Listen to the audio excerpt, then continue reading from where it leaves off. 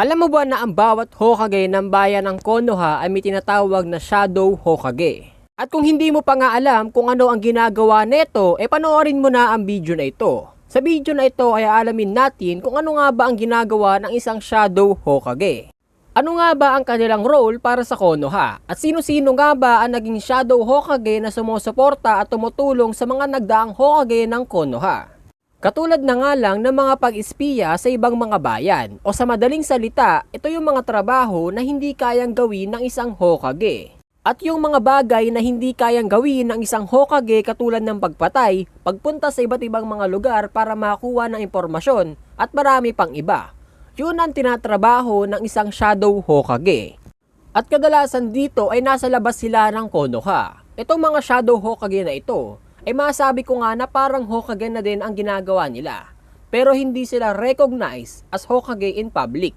At mas mahirap pa nga ang ginagawa neto kesa sa mismong Hokage na nasa loob lang ng Konoha.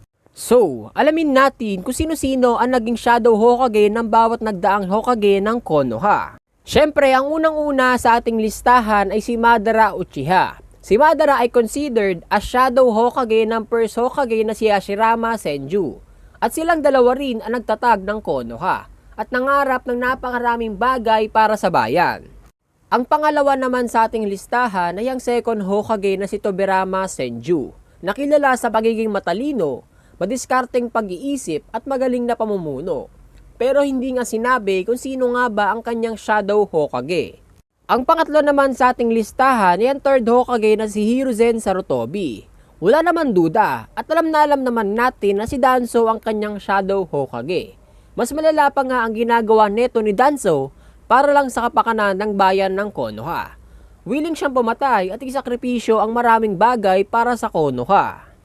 Ang pangapat naman sa ating listahan ay ang fourth Hokage na si Minato Namikaze. Ang kanyang Shadow Hokage nga ay walang iba kundi si Fugaku Uchiha, na ama nila Itachi at Sasuke Uchiha. Na masabi ko nga na sobrang pinagkakatiwalaan kakampi ni Minato at isang malakas na asset sa Konoha. Ang panglima ay ang fifth Hokage na si Tsunade Senju. Kay Tsunade nga ay masabi nga natin na si Jiraiya ang kanyang Shadow Hokage. Dahil sa kanyang pagbibigay ng impormasyon at paglaganap ng kung ano man ang nangyayari sa labas ng Konoha. At isa na nga dito ay yung nabibigay niya na intel about sa organisasyon na Akatsuki. Dahil sa maraming nagbabadyang panganib na pwedeng ikasama ng Konoha. Ang ikanim naman sa ating listahan ay si Kakashi, na 6th Hokage. Hindi nga sinabi kung sino nga ang kanyang Shadow Hokage. Pero masabi ko nga na hindi naman kailangan ni Kakashi ng Shadow Hokage. Dahil nung panahon niya, yun yung panahon na kung saan tapos na ang digmaan at wala nang ibang pwedeng mag-create ng panganib sa loob at labas ng bayan. Ang pangpito naman sa ating listahan ay walang iba kundi ang 7th Hokage ni si Naruto Uzumaki. Ang kanyang Shadow Hokage nga ay walang iba kundi si Uchiha Sasuke. Masabi ko nga na napakadaming naitulong ni Sasuke para kay Naruto bilang isang Shadow Hokage. Dahil siya nga ang nangangasiwa sa paghahanap ng impormasyon sa naiwang bakas ni Kaguya.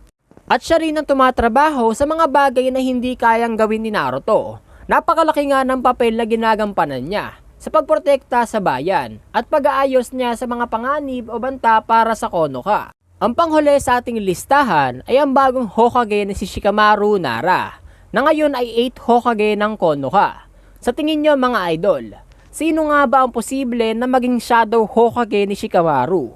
Baka naman si Choji, dahil alam naman natin na sobrang close nilang dalawa ni Shikamaru, or di kaya si Boruto. Well, di natin alam. Kaya sabay-sabay nating alamin yan sa Boruto series.